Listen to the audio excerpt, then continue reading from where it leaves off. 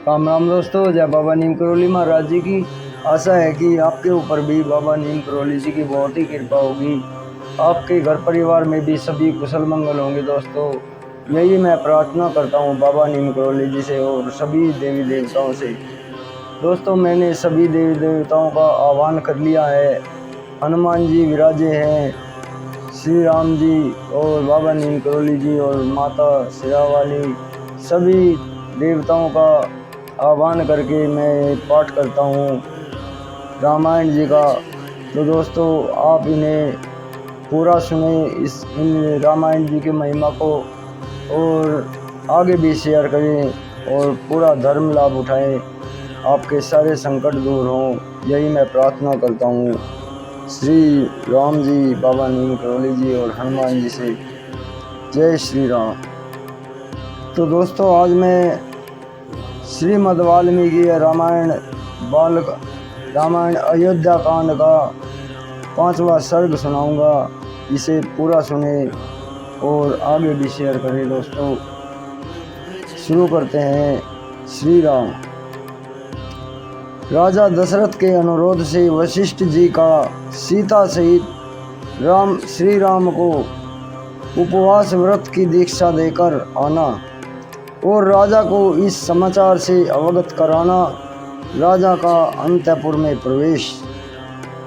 उधर महाराज दशरथ जब श्री रामचंद्र जी को दूसरे दिन होने वाले अभिषेक के विषय में आवश्यक संदेश दे चुके थे, तब अपने पुरोहितों वशिष्ठ जी को बुलाकर बोले, नियम पूर्वक व्रत का पालन करने वाले तपोधन, आप जाइए और विघ्न निवारण रूप कल्याण की सिद्धि तथा राज्य की प्राप्ति के लिए बहू सहित श्री राम से उपवास व्रत का पालन कराइए।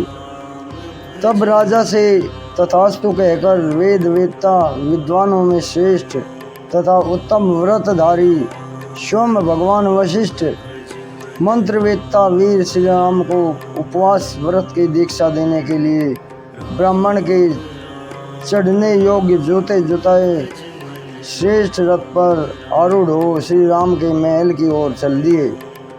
श्री राम का भवन श्वेत बादलों के समान उज्जवल था।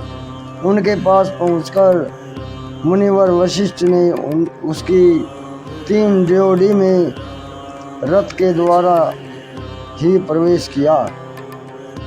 वहां पधारे हुए उन सम्माननीय महर्षि का सम्मान करने के लिए श्री रामचंद्र जी बड़ी उतावली के साथ वेग पूर्वक घर से बाहर निकले। उन मनीषी महर्षि के रथ के समीप शीघ्रता पूर्वक जाकर श्री राम ने स्वयं उनका हाथ पकड़कर उन्हें रथ से नीचे उतारा। श्री राम प्रिय वचन सुनने के योग्य थे। उन्हें इतना विनीत देखकर पुरोहित जी ने कहा, वत्स कहकर पुकारा और उन्हें प्रसन्न करके उनका हर्ष बढ़ाते हुए इस प्रकार कहा, श्री राम, तुम्हारे पिता तुम पर बहुत प्रसन्न है, क्योंकि तुम्हें उनसे राज्य प्राप्त होगा। अतः आज की रात तुम वधू सीता के साथ उपवास करो। रघुनंदन, जैसे नहुष ने ययाति का अभिषेक किया था, उसी प्रकार तुम्हारे पिता महाराज दशरथ कल प्रातःकाल बड़े प्रेम से तुम्हारा युवराज पद पर अभिषेक करेंगे। ऐसा कहकर उन व्रतधारी एवं पवित्र महर्षि ने मंत्रोच्चारण पूर्वक सीता सहित श्री राम को उस समय उपवास व्रत की दीक्षा दी। तदनंतर श्री रामचंद्र जी ने महाराज के भी गुरु वशिष्ठ का यथावत पूजन किया। फिर वे मुनि श्री राम की अनुमति लेकर उनके महल से बाहर निकले। श्री राम भी वहाँ प्रिय वचन बोलने वाले सुहृदों के साथ कुछ देर तक बैठे रहे। फिर उनसे सम्मानित हो उन सबकी अनुमति ले पुनः अपने महल के भीतर चले गए। उस समय श्री राम का भवन हर्षोल फुल नर नारियों से भरा हुआ था। और मतवाले पक्षियों के कलरवों से युक्त खिले हुए कमल वाले तालाब के समान शोभा पा रहा था। राजभवन में श्रेष्ठ श्री राम के महल से बाहर आकर वशिष्ठ जी ने सारे मार्ग मनुष्यों की भीड़ से भरे हुए देखे। अयोध्या की सड़कों पर सब और झुंड के झुंड मनुष्य जो श्री राम का राज्याभिषेक देखने के लिए उत्सुक थे, खचाखच भरे हुए थे। सारे राजमार्ग उनसे घिरे हुए थे। जन समुदाय रूपी लहरों से परस्पर टकराने से उस समय जो हर्षवर्धित ध्वनि प्रकट हो रही थी, उससे व्याप्त हुआ राजमार्ग का कोलाहल समुद्र की गर्जना की भांति सुनाई देता था। उस दिन वन और उपवनों की पंक्तियों से सुशोभित हुई अयोध्यापुरी के घर घर में ऊंची ऊंची ध्वजाएं फहराई जा रही थी। वहाँ की सभी गलियों और सड़कों को झाड़ पुआर कर वहाँ छिड़काव किया गया था। स्त्रियों और बालकों सहित अयोध्यावासी जन समुदाय श्री राम के राज्याभिषेक को देखने की इच्छा से उस समय शीघ्र सूर्योदय होने की कामना कर रहा था। अयोध्या का वह महान उत्सव प्रजाओं के लिए अलंकार रूप और सब लोगों के आनंद को बढ़ाने वाला था। वहाँ के सभी मनुष्य उसे देखने के लिए उत्कंठित हो रहे थे। इस प्रकार मनुष्यों की भीड़ से भरे हुए राजमार्ग पर पहुंचकर पुरोहित जी ने उस जनसमूह को एक ओर करते हुए धीरे धीरे से राजमहल की ओर गए। श्वेत जल्द खंड के समान सुशोभित होने वाले महल के ऊपर चढ़कर वशिष्ठ जी राजा दशरथ से उसी प्रकार मिले जैसे बृहस्पति देवराज इंद्र से मिल रहे हों।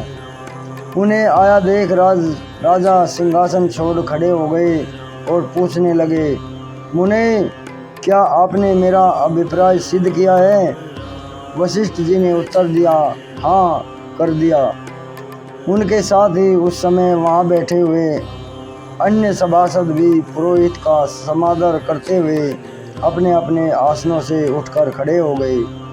तदनंतर गुरुजी की आज्ञा लेकर राजा दशरथ ने उस जन समुदाय को विदा करके पर्वत की कंदरा में घुसने वाले सिंह के समान अपने अंतःपुर में प्रवेश किया।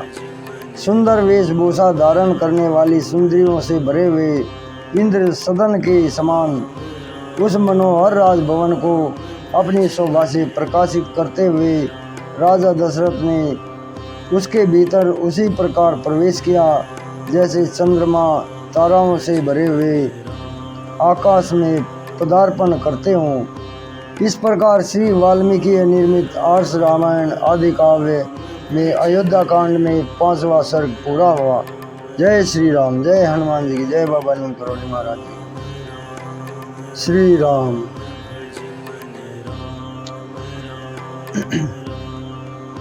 तो दोस्तों, ये श्रीमद् वाल्मीकि रामायण अयोध्या कांड का 5वां सर्ग पूरा हुआ। कल मैं आपको इसका 6ठा सर्ग सुनाऊंगा। सीता सहित श्री राम का नियम परायण होना, हर्ष में भरे पूर्ववासियों द्वारा नगर की सजावट, राजा के प्रति कृतज्ञ प्रकट करना तथा अयोध्यापुरी में जनपदवासी मनुष्यों की भीड़ का एकत्र होना। तो दोस्तों, अभी आज्ञा लेता हूँ। कल फिर आपको कोई अन्य महिमा भी सुनाऊंगा, बाबा नीम करोली जी की या अन्य धार्मिक। तो अभी मुझे इजाज़त दे। जय बाबा नीम करोली महाराज जी की, जय श्री राम, जय हनुमान जी की।